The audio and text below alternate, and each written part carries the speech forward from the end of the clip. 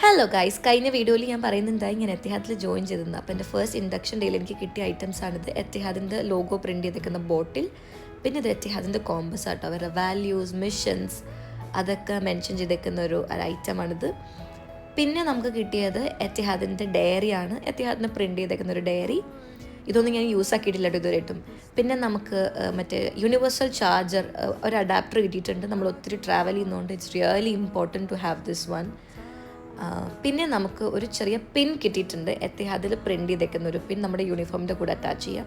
പിന്നെ they give us a pen as well. പിന്നെ ഇപ്പോൾ നമുക്കൊരു ഇൻറ്റൻസ് ട്രെയിനിങ് ഉണ്ട്, ഓൾമോസ്റ്റ് 6.5 വീക്കിൻ്റെ.